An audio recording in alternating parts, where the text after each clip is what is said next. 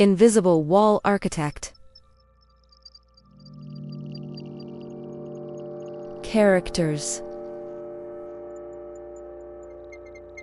1. Julian, 42. A world-renowned architect. He designs buildings made of glass and steel. Cold, flawless, devoid of life. 2. Ulick, 8-year-old.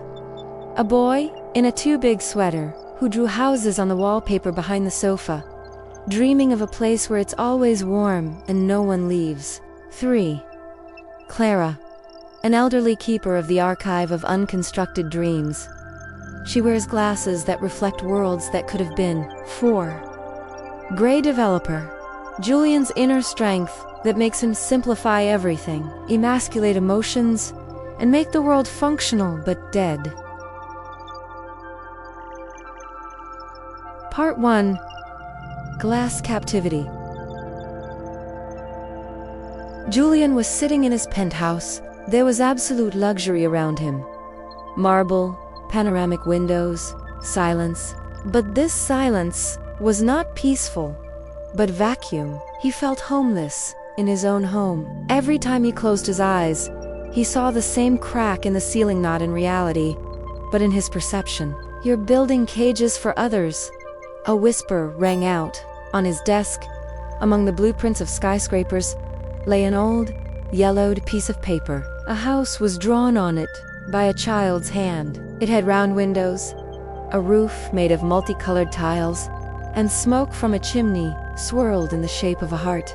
As soon as Julian touched the drawing, the floor under his feet became as soft as moss. The walls of his steel office began to move apart, turning into an endless field bathed in the light of the eternal sunset. Immersion. Pause. Close your eyes. Imagine the building you are currently in. If its walls could feel, would they be warm or cold? What color is your inner homelessness?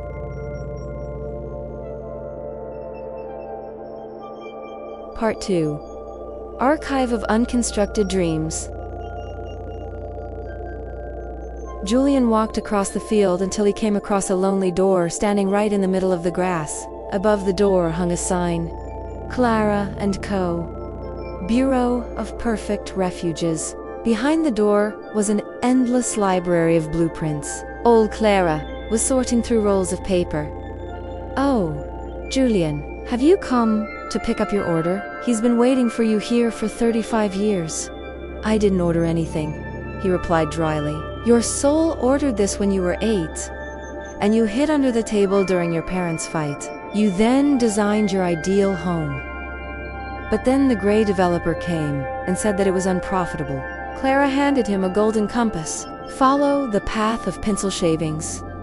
There, in the lowlands, is your home, but it is in ruins, because no one has lived in it for a long time." Julian descended into the valley. There, he saw the outlines of a house. It was translucent, as if made of fog and forgotten desires, and little Ulick was sitting on the threshold. He tried to glue the broken stained glass together with his tears. Part 3. Meeting at the Ruins. Ulick raised his head. His eyes were an exact replica of those of an adult Julian, but they didn't have ice in them yet. "Have you come to help?"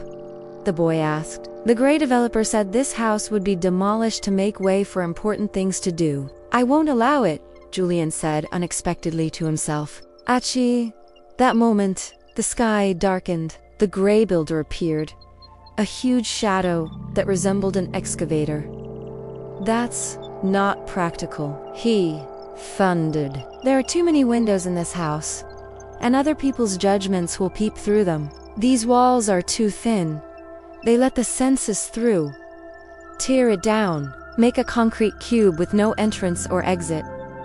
Julian stood between the shadow and the boy. "I'm an architect, and I revoke the demolition permit. We will build right now."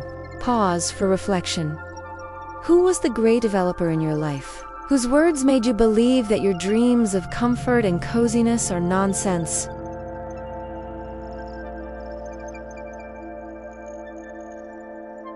Part 4. Building the Vault. Julian and Ulick joined hands. The golden compass in the adult's hand began to glow. They began to create space room by room.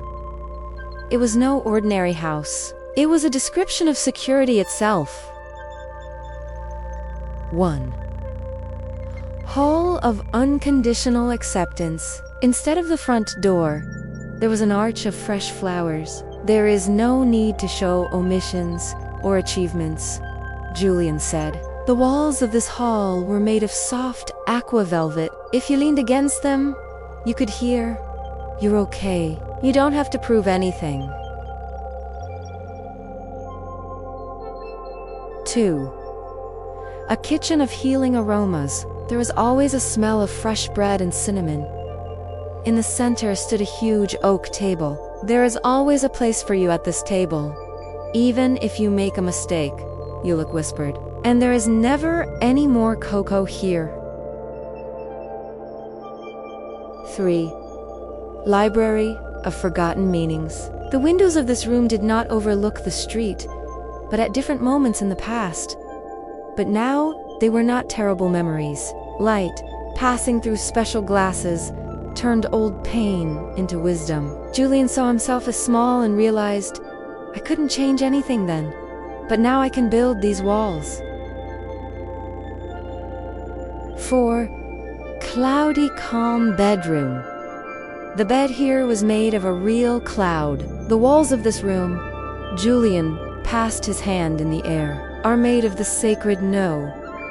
Not a single cry, not a single demand, not a single alien alarm can penetrate this barrier. Here you can just sleep and know that the world will not collapse. As the last of the tiles made of children's laughter landed on the roof, the gray builder turned into a small gray mouse and scurried into the grass.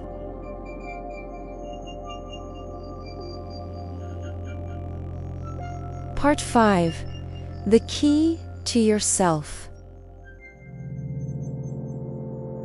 The house was shining.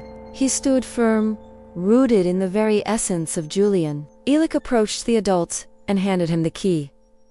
But the key was not iron, but warm. "Now you can come here whenever you want," said the boy. "Even if you're in your glass office, just close your eyes and enter the aroma kitchen, or sit in the hall of acceptance. I'll be here. I'll look after the fire in the fireplace." Julian hugged the child. Achi. That moment space began to collapse. Epilogue. Julian opened his eyes in his penthouse. It was late evening. The city lights outside the window seemed cold, but now there was a hearth burning inside it. He walked over to the drawing table. He took a pencil and decisively crossed out the project of a new business center made of glass. On a blank page, he began to draw a building with round windows, an inner garden, and walls that knew how to embrace.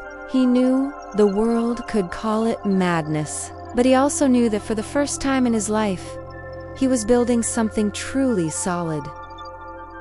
Julian smiled and went to the kitchen. He took out a jar of cinnamon that he hadn't opened in years. The smell filled the room, and the walls of his apartment on the 42nd floor suddenly became a little warmer. He was finally at home. Your practical task after the story. This story is a metaphor for your inner space. To complete this hour-long dive, do the following. 1. Draw or describe your cuisine of flavors. What does it smell like? What color are the walls there? Who is sitting at the table? 2. Create a security wall. Right now, define one rule for your real home that'll make it look more like the perfect one. For example, after 9 p.m., Work is not discussed in this house. Or you can walk barefoot here and not put away your toys until morning.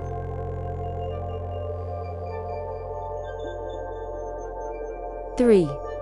Turn to the eunuch inside you. Ask him, what color curtains are we going to hang in our inner bedroom today?